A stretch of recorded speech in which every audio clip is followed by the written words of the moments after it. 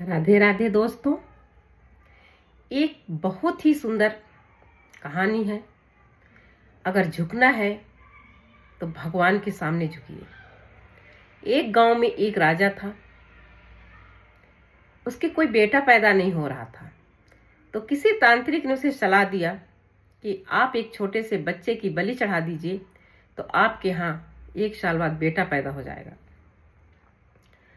राजा ने दूसरे दिन ही यह ऐलान करा दिया कि जो अपने बच्चे को बलि चढ़ाने के लिए देगा उसे मैं बहुत ढेर सारा इनाम दूंगा।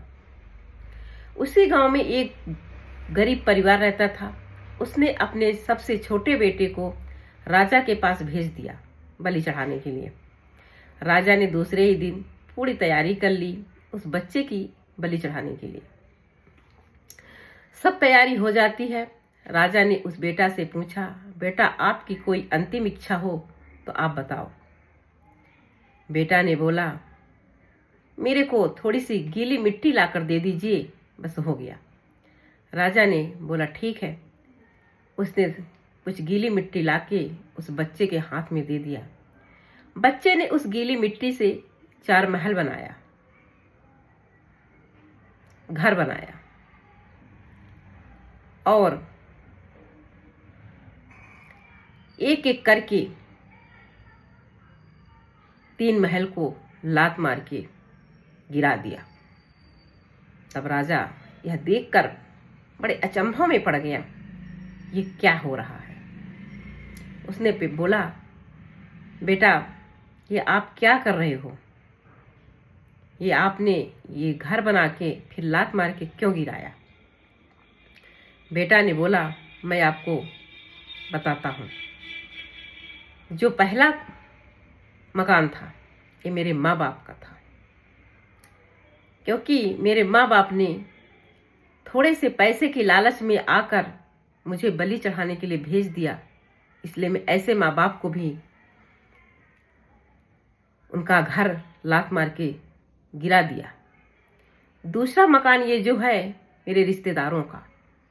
जब मेरे माँ बाप ऐसा कर रहे थे तो मेरे किसी भी रिश्तेदार ने उनको ऐसा करने से नहीं रोका, इसलिए मैं ये दूसरा भी मकान लात मार के गिरा दिया।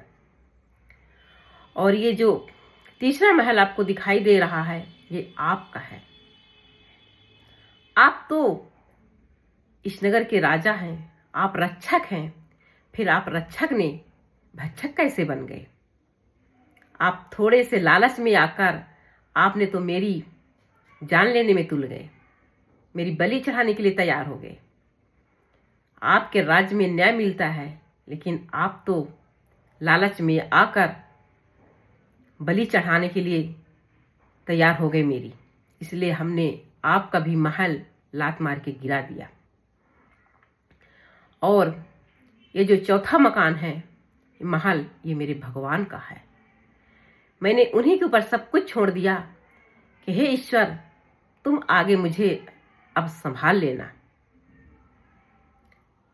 राजा ने यह बात बच्चे की सुनकर उसके आंख से आंसू गिरने लगे। उसने सोचने लगा कि मैं थोड़े से लालच में आकर मैं ये क्या करने जा रहा हूँ। मेरे नगर में, मेरे राज्य में अन्याय हो सकता है, लेकिन ईश्वर के डायरी में कोई गुंजाइश नहीं है अन्याय करने के लिए। और उसको बड़ा अपने आप में पश्चाताप होता है और उसको रोते रोते उस बच्चे को गले लगा लेता है और कहता है, मैं अपनी खुशी के लिए दूसरों की हंसती खेलती हुई जिंदगी को नहीं बर्बाद कर सकता। और रोते रोते उस बच्चे को गले लगा लिया और उसने कहा, आज के बाद तुम ही मेरे बेटे हो, तुम ही मेरे सब कुछ हो। तो दोस्तों, आप ये बताइए कि इस कहानी से आपको क्या सीख मिलती है? कमेंट करके जरूर बताइएगा। और झुकना है तो हमेशा भगवान के सामने ही झुकिए।